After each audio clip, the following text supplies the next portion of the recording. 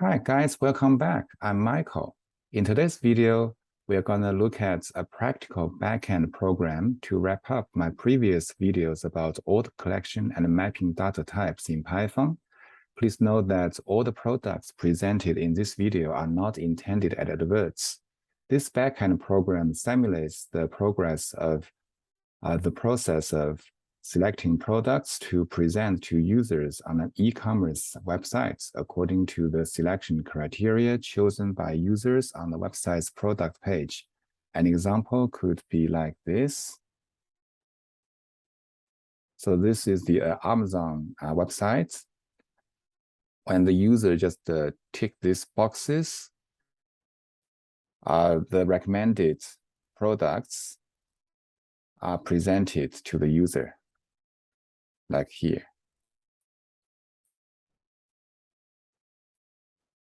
And to better understand what this program does, here is a synoptic diagram of the program. So the program contains three modules: the test data module, the smartphone module, and the smartphone set props module. And the name, the contents, and the purpose of these modules are clearly shown on this diagram. Looks pretty simple, huh?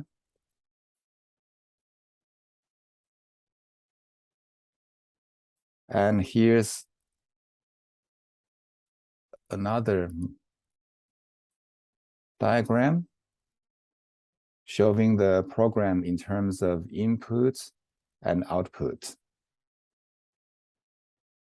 So you can see for inputs, they are from the test data class in the test data module, which contains the smartphones list of dictionaries, and the user input is a list of dictionary as well. And here the helper class, the smartphone class in the smartphone module just provides facilities for these two modules. And the middle module is for processing inputs. And for the output, we just use the smartphone class again to present the information about the selected smartphones.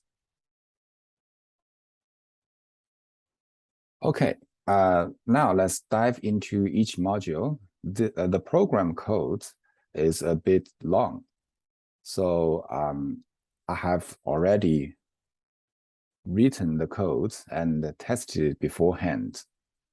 First, the simplest of the three is the smartphone module, which contains the smartphone class. As explained in my earlier videos, a class is a space of the memory to store data and methods that operate on the data.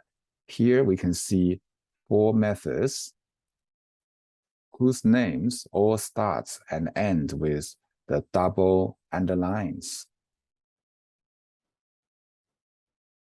That's why these methods are informally called the dunder methods.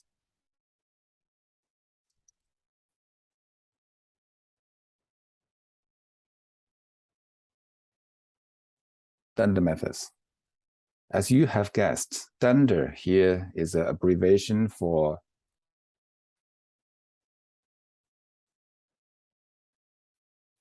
double underlines. So these methods are special methods that process the metadata of each instance of the class. The metadata of an instance is the information about the object itself, such as its name, its type, its variables, and its hash codes. The init method is responsible for initializing an instance by providing initial values to these instance variables. These are instance variables. To use instance variables in the class itself, we need to add self to the beginning of the variable's name.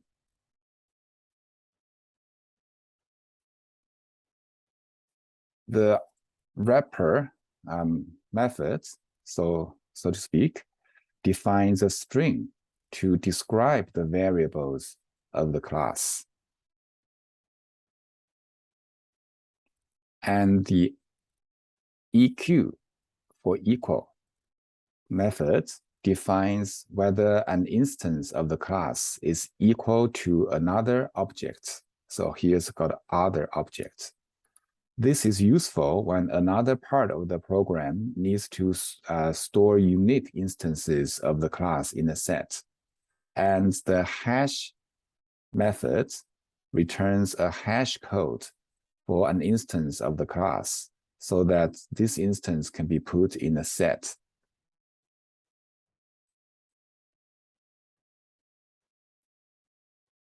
Except the init method, all the other three standard methods are not explicitly called in my program.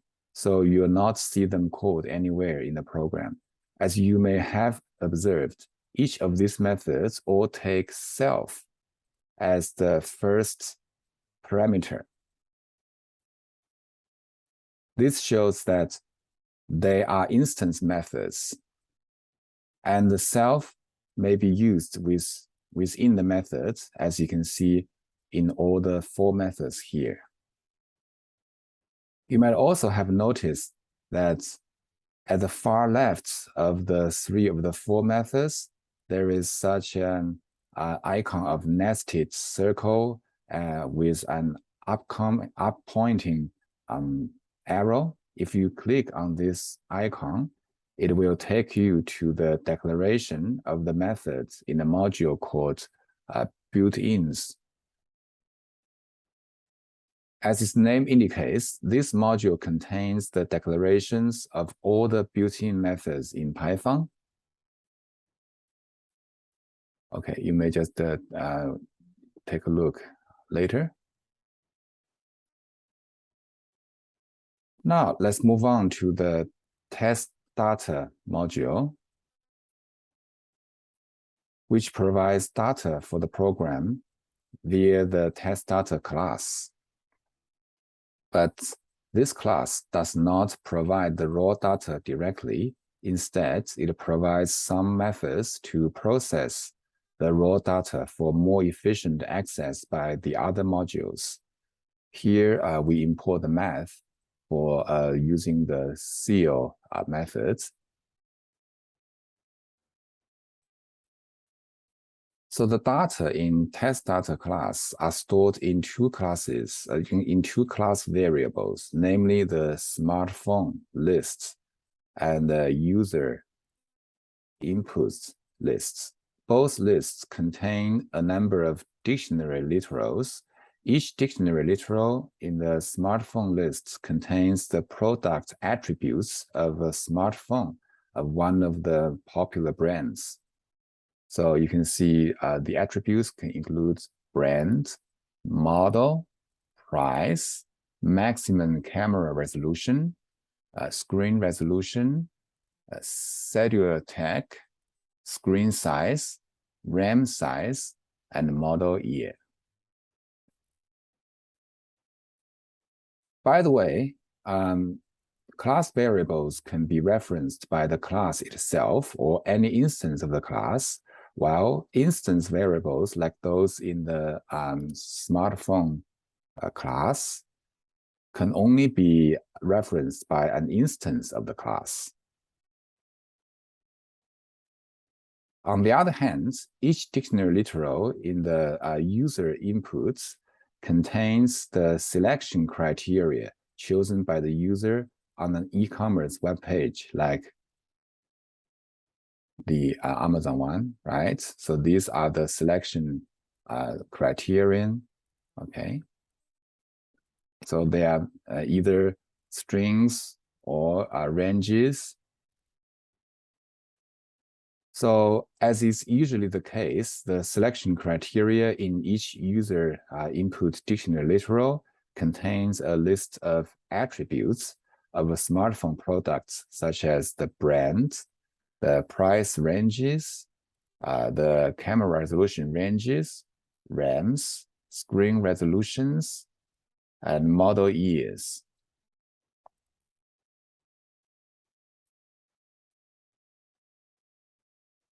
Next,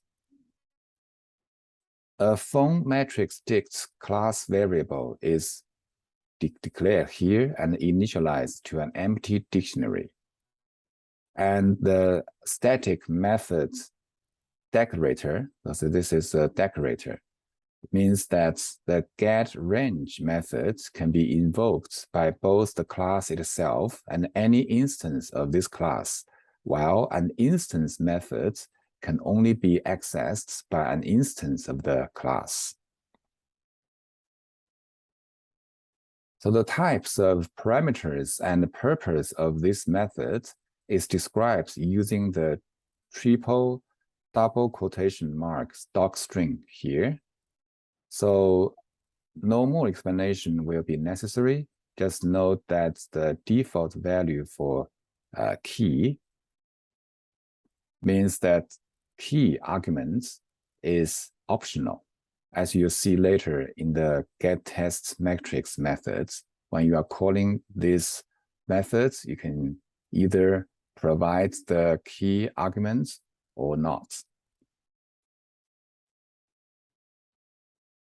And the makePhoneDict static method does the thing described in the docstring. And this method helps speed up the program by being called only once to eliminate the need to traverse through the whole smartphone list every time a certain brand of smartphone is queried. For example, if the user chooses Apple and Samsung, the lists of attributes of the smartphones under only these two brands will be conveniently returned. So the method first calls the getTestMatrix static method using the testData class itself. So this takes us to the getMatrix method. GetMatrix method here. The docstring here describes how this method works. The comments in each block here within this method shows what that block does. So you may would like to take a few seconds to look through what this method does.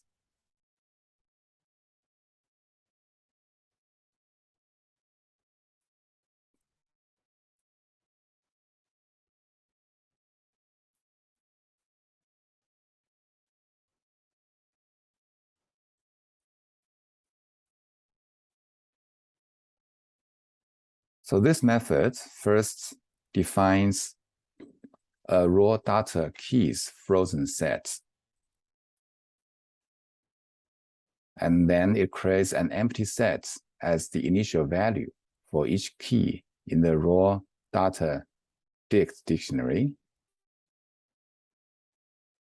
And it fills the raw data dict with data from the smartphones list for the corresponding keys from the raw data keys set.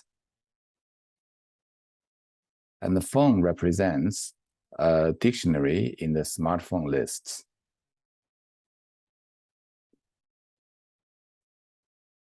And the value in phone under the key that equals the data key is added to the set of values.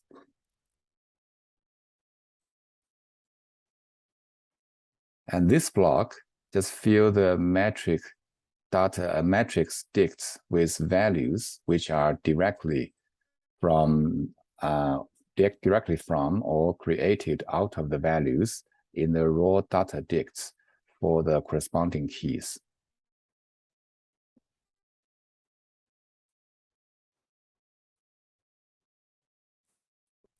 Now, since we've gone through the get test matrix method, let's just roll back to where it's called in the make phone dict method.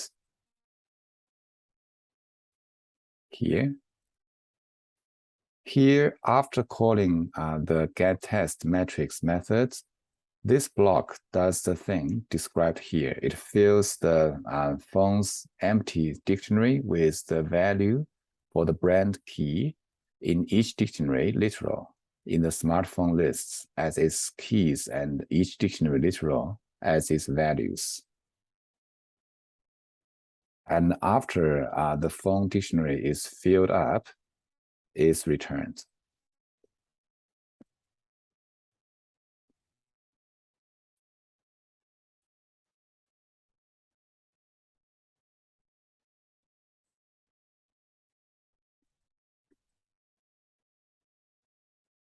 And here, the getRange method just gets the range between the minimum and maximum values in the data set. It's a helper method. So if the key is price, round the values in data set up to the nearest integer. That's why we just import math to call the seal method. Here we've got the list comprehension.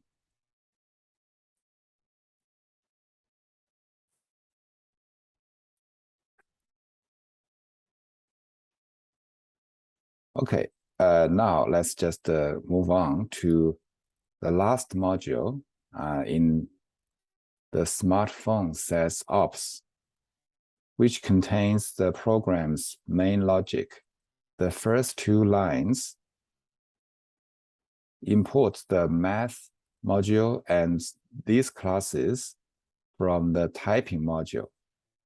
And these classes are for notating types of the parameters and return values of the methods in the code below, as well as what we are seeing very soon. And the next two lines import classes from the other two modules.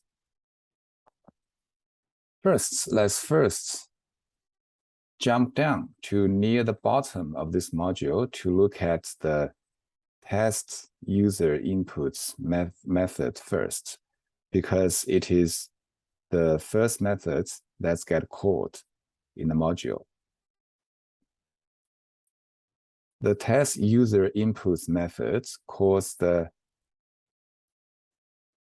test input method in a loop to test all three user inputs in the user inputs list. The docstring comment here shows what the method does, and its return type is none.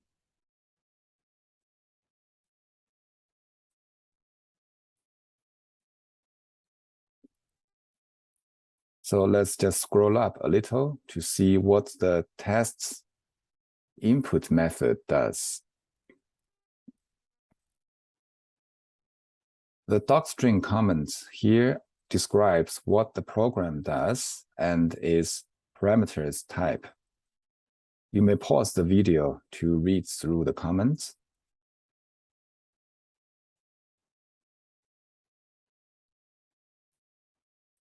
So this method starts by declaring 4 empty sets to receive the return value from each method called in the loop down below.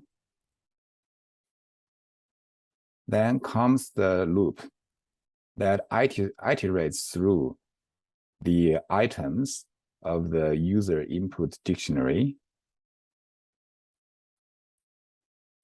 And the keys of the dictionary are the attributes that are the selection criteria, and the values of the dictionary are the values of those selection criteria. Then the if statements here determine what keys are, what those keys are, and call the corresponding methods to select the phones according to the values for the keys. And the return values of those methods are put in the empty sets declared above here.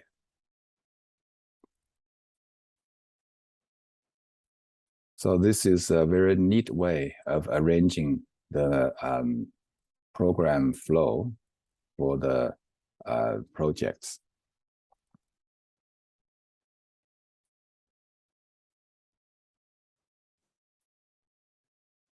So when the loop is exited and the sets are intersected, so these sets are intersected to get their common elements and put them in the selected phones variable, which is a set, of course.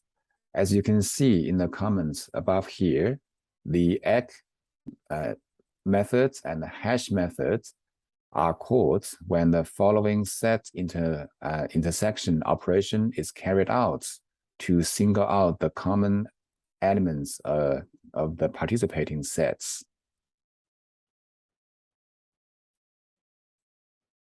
Lastly, if the selected phones set is not empty, its contents are submitted to the print phone set method for printing, or else this message will be printed out.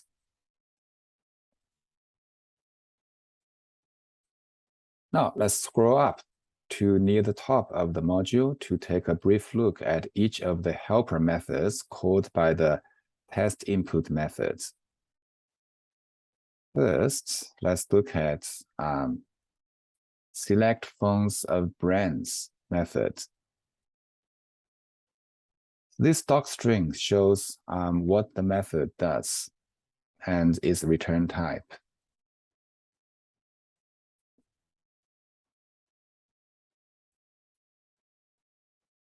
So this method starts by calling the makePhoneDict static method from the testData class. The return value of the method, a dictionary, is put in a local variable phoneDict. So the comments in various locations of the method show what the code there does.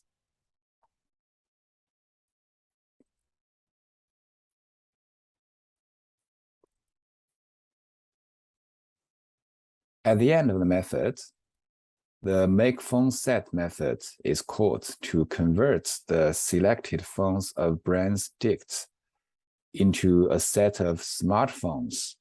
So this leads us to the makePhoneSet method up here.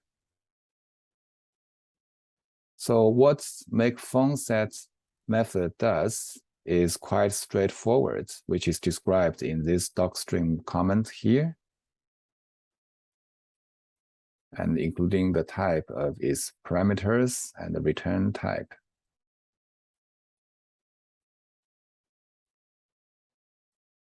So it's a conversion method.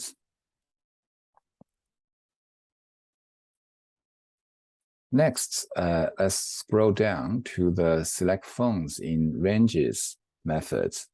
The docstring comment here describes what the method does, and the comments in various locations of the method shows what the code there does.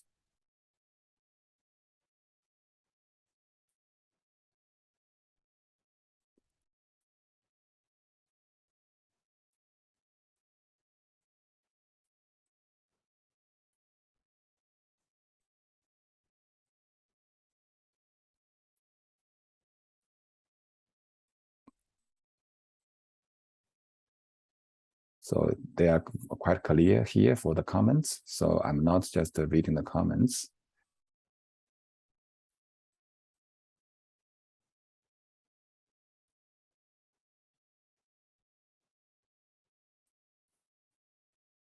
Still next is the select phones of attributes method. It does basically the same thing as the above selected phones in ranges methods as described by its docstring comment here. The comments in various locations of the methods describes what the code there does.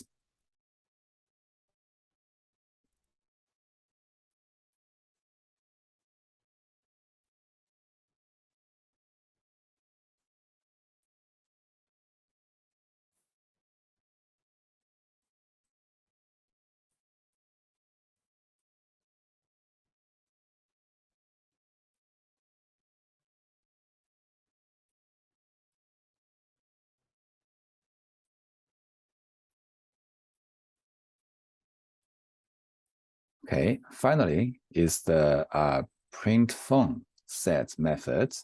It just prints the contents of the phone. Now, let's run the program to see what search results for the 3 user inputs in the user inputs lists will bring about. So here you can see for the test user input number 0, since it's a list, so it starts with index 0.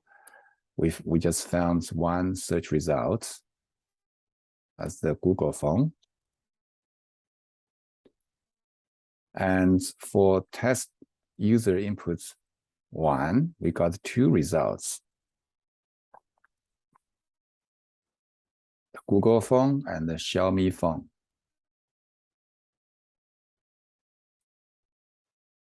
And testing user input number 2, we got 4 results.